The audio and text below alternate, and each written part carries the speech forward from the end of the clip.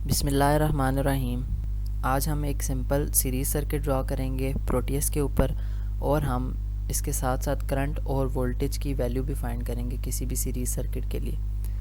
तो सबसे पहले सर्किट ड्रॉ करने से पहले हम ये देख लेते हैं कि सीरीज़ सर्किट कैसा होता है। तो कोई भी सीरीज़ सर्किट हमारे पास इस तरह का होता है जिसमें हमारे पास कोई एक वोल्टेज सोर्स लगी हुई होती है और डिफरेंट कंपोनेंट्स लगे हुए होते हैं। यहाँ पे सिर्फ रेजिस्टर्स लगे हुए हैं, आपके पास डिफरेंट कंपोनेंट्स हो सकते हैं, ठीक है। अब वो कंपोनेंट्स इस तरह से लगे हुए होंगे कि हमारे पास करंट का सिर्फ एक सिंगल पाथ होगा करंट को फ्लो करने के लिए, ठीक है। यहाँ पे करंट के पास सिर्फ एक ही पाथ है करंट को फ्लो करने के लिए, इसलिए ये हमारे पास कैसा सर्किट है, एक सीरीज सर्किट है। ये हमारे पास रजिस्टर है R1, ये है R2 और ये है R3।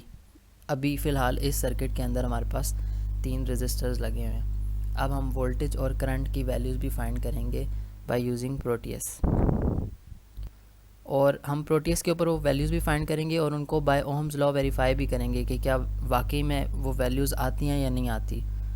तो सबसे पहले हम यहाँ पे क्या करेंगे, कंपोनेंट्स में जाएंगे और यहाँ से रजिस्टर सेलेक्ट कर लेंगे।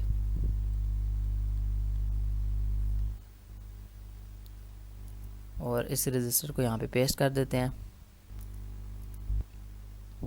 यहाँ पे हम सीरीज सर्किट ड्रॉ कर रहे हैं, तो जैसे यहाँ पे ये वाला सर्किट लिया है, इसी तरह से 3 रजिस्टर्स ले लेते हैं, एक बैटरी ले लेते हैं और इनके कनेक्शंस करके देन ग्राउंड लगा देंगे। तो ये एक पहला रजिस्टर ले लिया, यहाँ पे आप दूसरा रजिस्टर ले लें और यहाँ पे आप क्या करें, तीसरा रजिस्टर ले लें। और यहाँ पे इन तीनों रजिस्टर्स को हमने बैटरी के साथ कनेक्ट करना है। उसके लिए यहाँ पे कंपोनेंट्स में जाके बैटरी लिखेंगे एंड देन इस बैटरी को यहाँ पे पेस्ट कर देंगे। अब आप इनको कनेक्ट कर दें आपस में, सब कंपोनेंट्स को, तो इस तरह से ये कनेक्ट हो जाएंगे।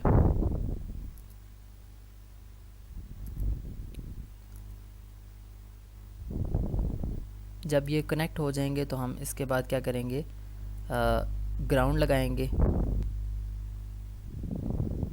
ये हमारे पास कनेक्शन कंप्लीट हो गए हैं। अब हम यहाँ पे टर्मिनल मोड में जाएंगे और यहाँ से ये थर्ड लास्ट के ऊपर ग्राउंड है, यहाँ से ग्राउंड सेलेक्ट करके यहाँ पे इसको हम पेस्ट कर देंगे। अब यहाँ पे हम देख सकते हैं कि रेजिस्टर्स की वैल्यू सेम है, बाय डिफ़ॉल्ट 10 के है। हमने इसको चेंज करना है। लेट्स से हम यहाँ पे 10 रख देते हैं, 10 किलो को 10 ओहम्स, यहाँ पे आ जाएगी 20 ओहम्स। जस्ट आप 20 लिखेंगे तो वो प्रोटीएस इसको 20 ओहम ही कंसिडर करेगा, और ये आ जाएगा हमारे पास 30 ओहम। और बैटरी 9 वोल्ट्स ही रहने देते हैं। अब हम क्या चाहते हैं, हम इस सर्किट का करंट फाइंड करना चाहते हैं। तो आप याद रखिएगा, किसी भी सीरीज़ सर्किट के अंदर हमारे पास करंट सेम होता है, क्योंकि हमारे पास यहाँ पे करंट को फ्लो करने के लिए एक ही पाथ है, इसलिए हमारे पास current throughout each element, each component will be same. और हम करंट कैसे फाइंड कर सकते हैं इस सर्किट के लिए, यहाँ पे प्रोटीएस में हम क्या करेंगे, यहाँ पे एमीटर लगाएंगे। तो ये प्रोब मोड से नीचे इस पर क्लिक करेंगे और यहाँ से हम एमीटर सेलेक्ट कर लेंगे।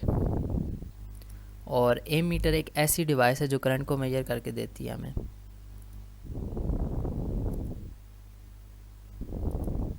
अब हमारे कनेक्शंस कंप्लीट हो चुके हैं और अब हम इजीली यहाँ पे करंट की वैल्यू फाइंड कर सकते हैं। तो इसको रन करेंगे यहाँ पे, तो ये हमारे पास 0.15 एम्पेयर्स इस सर्किट में से टोटल करंट फ्लो कर रहा है। अब हम वेरीफाई करते हैं कि अगर हम ओहम्स लॉ को यूज़ करें तो क्या हमारे पास करंट की ये वैल्यू आती है या नहीं। तो उसके लिए हम अगेन यहाँ पे आते हैं। अब यहाँ पे हमने रजिस्टर की वैल्यू ली थी 10, इसकी ली थी 20 और इसकी ली थी हमने 30, और बैटरी थी हमारे पास 9 वोल्ट्स की। तो सबसे पहले करंट को फाइंड करने के लिए हम क्या करेंगे, ओहम्स लॉ यूज़ करेंगे। और आप जानते हैं ओहम्स लॉ क्या होता है। ओहम्स लॉ होता है हमारे पास V = IR। अब यहाँ पे 3 रजिस्टर्स हैं, तो हमें यहाँ पे इक्विवेलेंट रेजिस्टेंस फाइंड करनी पड़ेगी, और वोल्टेज जो है वो हमें पता है 9 वोल्ट्स हैं। और इस फॉर्मूला को यूज़ करके हम यहाँ पे इस सर्किट का टोटल करंट फाइंड कर सकते हैं, क्योंकि हमें वोल्टेज भी पता है कि वोल्टेज हमारी कितनी है, 9 वोल्ट्स है। तो यहाँ पे आप पुट कर दें 9 वोल्ट्स। देन करंट हमने फाइंड करना लिखा रहेगा, और आर इक्वलेंट सीरीज सर्किट के लिए कैसे फाइंड कर सकते हैं हम, इन सारे रजिस्टर्स की वैल्यूज़ को अगर हम ऐड कर दें तो यहाँ पे क्या आएगा 10 + 20 + 30, और इसी तरह से अगर हम इसको सॉल्व करें तो हमारे पास क्या आएगा यहाँ पे 60 ओम्स आ जाएगा। अब यहाँ पे 60 इस करंट आई के साथ मल्टीप्लाई हो रहा है, उधर जाके डिवाइड हो जाएगा, 9/60 = I। जब हम कैलकुलेटर यूज़ करते हैं और इसको सॉल्व करते हैं तो हमारे पास आंसर आता है 0.15, और ये हमारे पास आ गया करंट। और आप जानते हैं करंट का यूनिट होता है एम्पेयर। तो यहाँ से हमने देख लिया कि कैलकुलेशंस करके भी हमारे पास बाय यूजिंग ओहम्स लॉ हमारे पास आंसर क्या आता है 0.15 एम्पेयर। और जब हमने इसको सॉफ्टवेयर पे किया तो तब भी हमारे पास आंसर यही आ रहा है। चलें अब हम देखते हैं कि वोल्टेज क्या होगी, हर कंपोनेंट के क्रॉस वोल्टेज क्या होगी। अब हम इसको भी प्रोटीएस के अंदर देखते हैं कि कैसे वोल्टेज आएगी। किसी भी सर्किट के अंदर अगर आप वोल्टेज फाइंड करना चाहते हैं, अगर आप किसी भी कंपोनेंट के क्रॉस वोल्टेज फाइंड करना चाहते हैं तो आप वोल्ट मीटर डिवाइस यूज़ करेंगे। वोल्ट मीटर को आप हमेशा पैरेलल के अंदर कनेक्ट करेंगे। लेट्स से अगर आप R1 के क्रॉस वोल्टेज फाइंड करना चाहते हैं तो आप क्या करेंगे, वोल्ट मीटर सेलेक्ट करेंगे, यहाँ से प्रोब मोड से नीचे जाके यहाँ से वोल्ट मीटर सेलेक्ट करके इसको यहाँ पे पैरेलल के अंदर कनेक्ट करेंगे। तो यहाँ पे हमारे पास बेसिकली 3 वोल्ट मीटर्स आ जाएंगे, एक यहाँ पे, एक यहाँ पे और एक यहाँ पे। 3 रेजिस्टर्स हैं, यानी कि हमारे पास इस सर्किट के अंदर 3 कंपोनेंट्स हैं। तो यहाँ पे हम 3 वोल्ट मीटर्स यूज़ करेंगे। किसी भी सीरीज़ सर्किट के अंदर, जैसे कि मैं पहले भी डिस्कस कर चुका हूँ, हमारे पास करंट सेम होता है और वोल्टेज हमारे पास हर कंपोनेंट के क्रॉस डिफरेंट होती है। तो डिफरेंट वोल्टेज होने की वजह से हम यहाँ पे 3 अलग अलग वोल्ट मीटर यहाँ पे कनेक्ट कर देंगे ताकि हमारे पास डिफरेंट वोल्टेज की वैल्यूज़ इनके ऊपर इजीली आ सकें। तो ये हमने इसको यहाँ पे कनेक्ट कर दिया और इसको यहाँ पे कनेक्ट कर देंगे।